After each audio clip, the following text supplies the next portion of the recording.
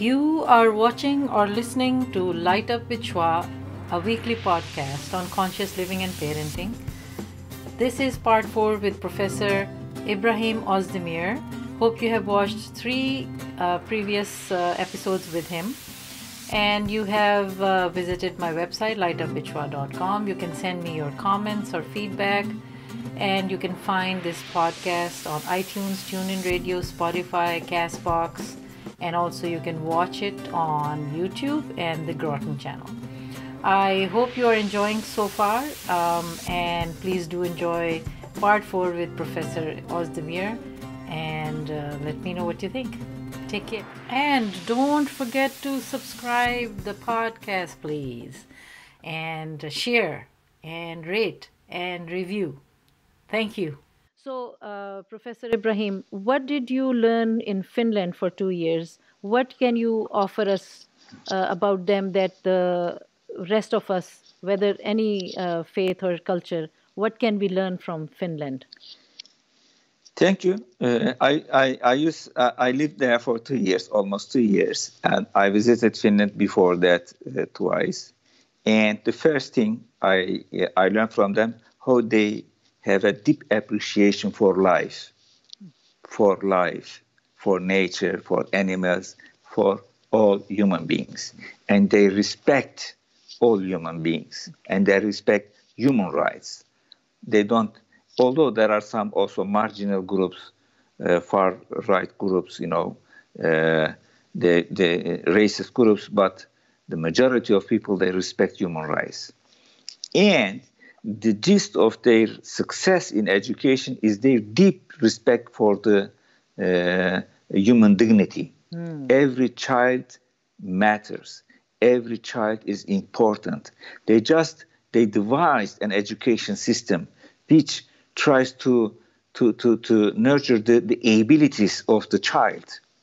They say every child has limitless abilities.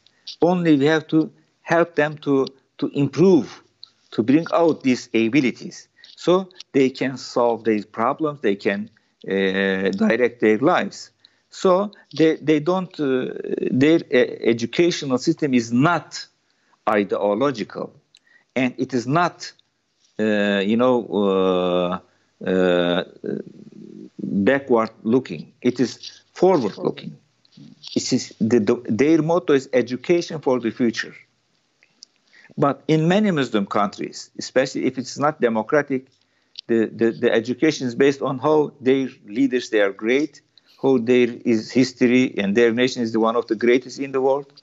Well, it is ridiculous, Just look at your problems, your economy, your GDP.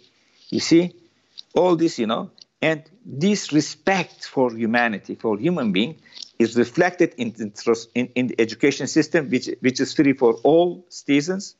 And it is reflected in the well-designed transportation system, very efficient, and it is reflected in the health system. It is not like America. Mm-hmm. Yep. Oh, everybody, yes. The education, the health system covers everybody, every citizens, even migrants, even refugees. Mm. You see, so it is reflected in many areas in the life. So you can see. You are, as a human being, you are valuable. You are important. So the education system gives you the self-confidence. You can make a change in your life, in your society, in your community, in the world community. Okay.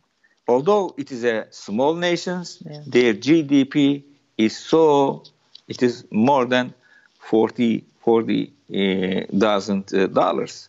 It is a big thing because, as I said, they said we don't have a petrol, we don't have, natural resources like some other countries, but our major mine is human being, the capabilities of human being, the abilities of the human being. And in this respect, they are utilizing the scientific findings about human nature, about human psychology, about how our brains works. So if you just, then every student just has a self-confidence they can make a change in the life. Yes. Thank you. Thank you And so much. it is also reflected in their concerns and respect for the nature. It is one of the, I think, the best nations who care for about environment, about biodiversity. They also invest in education, also has some invest in renewable resources. Okay. Oh, yes. For the protection of, protection of wildlife, and also of using the mines. They have a very strict regulations. Very nice. Good. Good. Yeah. So you had good time there. You enjoyed. Yes. You learned, and you. Yes. So do you think as you know, we have to learn. It is when you look at yourself, not as a professor, as a student of philosophy. Yes. I present myself as a student of philosophy, burning for learning. Very just nice. Today I just bought several books to read because I am come from Finland. There's some new books in Turkish. I have to read them. Wow. So if it is just you enjoy it, is it enrich me intellectually, and also I enjoy reading books. Yes, good. I love it too. I really enjoy. Don't you think, while you're saying this, don't you think, or in your experience, do you think that Muslim in general have stopped being intellectual or read enough? Although our book of Allah says to read, and that's how we started. Do you feel that we are missing some reading habits? Yes. Unfortunately, we are not good readers. Although in the past, in the history, in the even 10th, 11th, and 12th centuries, in Damascus, in Baghdad, in Cairo, in Andalus, there was big libraries. It is all past. Yes. But today's even I met some people there in university. They don't read outside of their field, their majors, So do you encourage that? Do you encourage Sure, to read? Yes. Sure. Yes. For example, some Pakistani colleagues, when they saw my article on Iqbal, they amazed. They say, "Oh, do you know Iqbal?" I said, "Yes." You should have said, "Do you know Iqbal?" I know Iqbal, but do you know Iqbal? Being a Pakistani, yes. Yeah. Yes. Do Islamic environmental ethics align with the much disputed Gaia theory? Yes, there is only the difference, let me say the Gaia theory principle proposes that living organisms interact with their inorganic surroundings on Earth to form a synergistic and self-regulating complex system that helps to maintain and perpetuate the condition for life on the planet Earth. Okay. See? So the Quran teaches us that the whole system has been created and sustained by God. So all interactions, all the connections, interdependency in nature is through the power, wisdom, and of God. So we just think the Quran tried to teach this in the 17th century of Arabian Peninsula. But since then, when we look at the Islamic history of scientific learning, we can see how Quran shaped Muslim mentality to look at nature, to discover this interconnectedness. Okay. And you see, so the only difference, it is a very secular theory. It is a scientific theory. It excludes God. But when I look at from my own history, from my tradition, scientific tradition, I can see the problem there. But what is good? We are talking about the same thing: the wholeness of the system, the interconnectedness of the system. It doesn't matter. They can say it is, we don't ask who created, who maintains, or sustains the system, but we say we care about that. Yes, yes. So coming to the previous question then, do you think Islamic environmental ethics could become an established branch of study, or is it already? Yes, study? it is already now the environmental ethics and environmental philosophy is a course in many universities in the West, Okay. in America, and also in Europe. Okay. So why not about Islamic environmental ethics? Yes. And last It can December, be established, or is it already established? it is already have some universities that establishing it. Okay. Okay. For example, I designed a course on religion and ecology in Turkish theological seminaries. Now, all religious seminaries are teaching religion and ecology. Okay. So maybe in the future there will be courses on Islam and ecology, environmental philosophy, Islamic philosophy, etc. Okay. Last December, we have a workshop in Erlangen University in Germany about the animal rights and ethics in Islam. Oh. It was wonderful, and the majority of the presenters were women. Wow, interesting. And many of them, they have their PhD or master degree in environmental studies. Mm. So women were from the Muslim communities? Yes. Okay. Yes, from Muslim community and also from the West. Okay. Okay. Very nice. Very nice. Okay. All right. Let's come to the last leg of questions. Yeah. All right. So, thank you. First, I want to thank you for all what you have said so far and how you have taken time out for this important topic. My last leg of questions, which I asked everybody. We need to know a little bit more about Professor Ibrahim because we didn't learn. We know from your work, that is good, but your approach, obviously, this is a passionate topic for you. And you work in this, you teach in this. So what is wealth in your experience? Wealth. So, sorry? Wealth. Yeah. Yes. Knowledge and my friends. Ah, nice. Yeah. What is the value? Sorry, go ahead. I am so rich with regard to friends and my colleagues. Wherever I go, in South Africa, in Maldives, in Morocco, I have my friends who can host me at his home or her home. Wonderful. I would love to host you with my family in Boston. If you are coming here, please. Yeah. You have a new list. My message reached the target. Yes. Thank you. And if you ever visit Boston, that would be wonderful to have you. What is the value of gratitude in your life? Gratitude. Yet it is one of my key values. I never forgot anybody who made a favor for me, and tradition and or religion teach us who don't thanks. It's not grateful to God. It also will not be grateful to people. Also, when somebody is just forget, to be gracious or to be grateful, I just feel sorry. It is a key.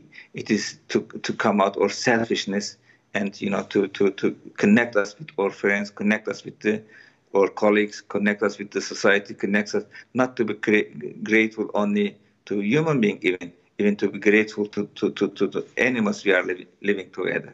Okay. Can you define in your life or describe what is the value of time? I understood the value of time better in Finland. How is that? Time is rare, is a treasure for them. They are so, let me say, they respect time. If you miss your appointment 2 minutes or 3 minutes, you're gone. Oh, okay. Yeah. So you like that? Yeah, I like that because it is in Ramadan you cannot break your fast 1 minute earlier. That's true. It is Islamic prayers. They are regulated through the time, but even there was a Finnish a friend who married to a Finnish woman. When they are making appointments, the wife would ask, it is Finnish time, okay, not Arab time. Yes, Arab time is like has too much flexibility. I appreciate my time. I know the importance of time. I'm trying my best to use my time wisely. Okay. And efficiently. Yes. So what is the suggestion for the Arab world or any world around the world about time? Have you encountered difficulties in our Muslim communities about time? I think it is all, we have, again, we have a lot of, it is a difficult issue really. It's a lot of implications. Yes. I visited Egypt, Morocco, and Iraq and Syria. There's many people there they are killing time because they don't have the education system they didn't teach them how time is important, how time is valuable, how they can use time to make a change in their lives. But isn't it contradictory for Muslims that we have this book, we have prayers, we have Ramadan that teaches everything about time and respect, and then as nations, as communities, we are not really practicing that? And why have we lost that? Why are we missing that? Our perception of Islam and Islamic values is very superficial. It doesn't go deeper. Yeah. So we need to work on that. In our psyche. Be part of our psyche. So we got distracted. Yes. We are still distracted, you think? Yes. It's a major problem for us. Do you have any suggestions how to come back to it quickly? This is, Muhammad Iqbal wrote a book, Reconstruction of Islamic Thought. It was all about this, When you read this book, it talks about this, about how to understand the movement in the nature, how the value of time. What is the time in Islamic philosophy? So it is not an easy subject, Yes. It's a whole issue to understand your perception of nature, your perception of yourself, and your perception of time. Yes. They are interconnected. Yes. Yes. Thank you. Thank you so much. Do you believe in the afterlife? I assume you do, but I still have to ask you. Sure. What can you define? What is in your mind? Even my secular friends, they don't want to be nothing after the death. For example, in Finland again, they visit their graves, their cemeteries. You see, they have a feeling something is there, still there. They say, this is why, of course, it's a difficult issue, but I do believe in the hereafter. So you think this is the temporary world, but we have to make good out of it in order for us to transfer to the next world? Yes. Okay. Inshallah. What is the purpose of your life at this stage? To discover my abilities, to be a good person. This is why I am still reading, why I am still traveling. I always trying to improve myself. My life, there is some timeless values, common values in Confucianism, in Buddhism, in Islam, in Christianity and Judaism. There is some core values. It is the same about the moral values. I'm just trying to make my life meaningful within this context. But this values is discovered and also understood by myself. And I just try to make them to be a part of my psyche. Yeah, this is why I care about it. It is a moral imperative for me to be interested in environment and also future generations. It's a moral obligation. If I was a selfish person, I would not care about future generations. I would not care for my family. There are many people, they don't care about their families, they don't care about their children, okay? But this is important for me, to be a moral integrity and moral compass is very important for me. Yes, thank you. Thank you. Any message of hope? Yes. Hopelessness is to limit God's power. If you believe in God, and lose your hope, it means you limit God's power to help you to make a change. So I always have hope about future, about our potentiality to make a change. This is why I'm striving. This is why anybody who lost his hope, who can commit suicide, unfortunately. This is why existentialist philosophers, they say suicide is also an option for you, if you can. But I don't believe in this philosophy.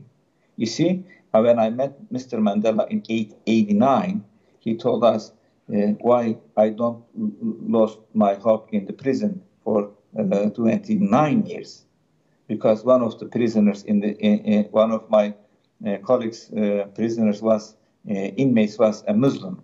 He said in the Quran, Allah says, don't despair God's mercy. Don't despair God's mercy. So if there is God, so there is always hope. Yes. Thank you. Thank you so much. Thank you.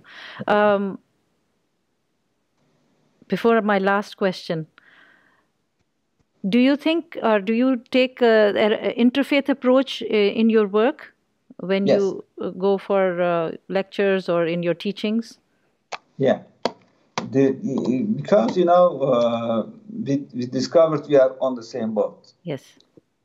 We are, the environmental problem is not a problem for Muslims or for Christians. Yes. It's a problem for humanity. It's a problem for all living creatures. Yes. So we have to work together. We have to understand each other. In fact, when we began to talk on environment, we discovered how how much in common we have than we think. But all the daily political problems, economic problems is a barrier to reach each other. But let's politicians, they do their job and we do our job. There are many. I am amazed with when I have a lunch with Dalai Lama and many young people from the West or from US ask intelligent questions to him, how he replied to them. So you see, they are learning from each other. And also I met many Buddhist and Hindu and also Christian and Jewish friends. They say how they learn from the Islam. Can you imagine in 9th century, 10th century, 11th century, Muslims were learning from the Christians in Damascus, in Baghdad. Yeah. But in Andalus, in 12th and 13th century, Muslims were teaching to the Christians and Jews. Yes. There were always connection. Yeah. Exchange. There are some political people in the Muslim countries and societies. They are against these things, but I also respect them. I try to understand them. But always we have such people in the history too. Yes. So we have to move along with them. I have to communicate. Yes. I have to dialogue with the animals. Yes. With the universe. Why I neglect dialogue and interaction with my fellow human beings? Why should we limit ourselves? Yes. Why? Right? Why? Yes. Okay. All right. My last question, which I ask everyone: what lights you up? What lights you up? It gives you hope. More like what lights you up when you go out of the house into nature, your children, family? What lights you up?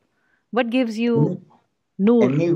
A new book, a new friend, and what is new? Everything is new.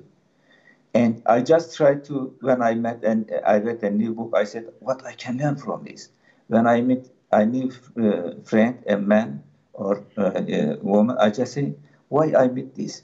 What it means for me. Right. So that makes you happy? What I can learn from her or him, not to teach him or her first. Okay. What's come to my mind. Okay. In this way, I have many friends, in during my life, during my walk, and wherever I go, I just return with new friends. Yes, I'm sure, because you're open. You're open to possibilities. Yes. Very good. Thank you so much for your time, Professor Ibrahim. I really appreciate, and I hope to keep in touch with you. And please let us know about your summit, your conference in Oslo next week. Okay. Wish you all the best for that. And masalama, thank you, and Khuda Hafiz. It's my pleasure. Khuda Hafiz. Thank you very much. Thank you.